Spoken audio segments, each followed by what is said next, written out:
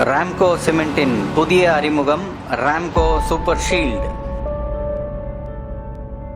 Ramco super shield ஒரு integral water proofing compound. இந்த ப்ராடக்டை எப்படி யூஸ் பண்ணணும் தெரியுமா? சாதாரணமாக நீங்கள் எப்படி கான்கிரீட் மிக்ஸ் பண்ணுவீங்களோ அதே ப்ராசஸ் தான். அதே அளவு சிமெண்ட்டு, எந்த சிமெண்ட்டாக இருந்தாலும் சரி, எந்த பிராண்ட் சிமெண்ட்டாக இருந்தாலும் சரி, ஜல்லி, மணல் அதெல்லாம் போட்டு கான்கிரீட் மிக்சர் மிஷினில் மிக்ஸ் பண்ணுறோம்.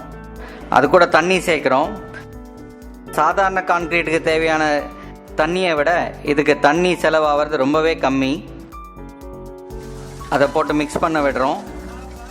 இந்த ராம்கோ சூப்பர் ஷீல்டு ஒரு சிமெண்ட் மூட்டைக்கு, அதாவது 50 கிலோ மூட்டைக்கு வெறும் 200 ml லிக்விட் போதும்.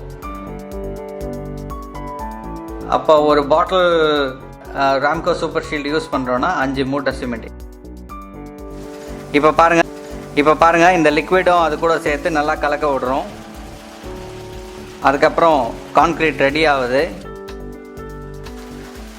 இந்த கான்கிரீட்டு சாதாரண கான்கிரீட்டும் காட்டிலும் எப்படி ஒர்க்கபிலிட்டி நல்லா இருக்குன்றதை பார்க்க போகிறோம்.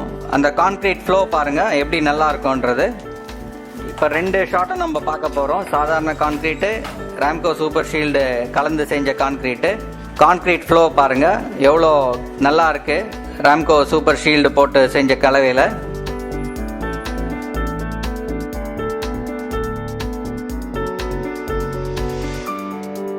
அடுத்த டெஸ்ட்டு. இப்போ இந்த 2 கலவையும் சேர்ந்து செஞ்ச கான்கிரீட் கியூப் 28 நாள் கழித்து நம்ம டெஸ்ட் பண்ணுறோம்.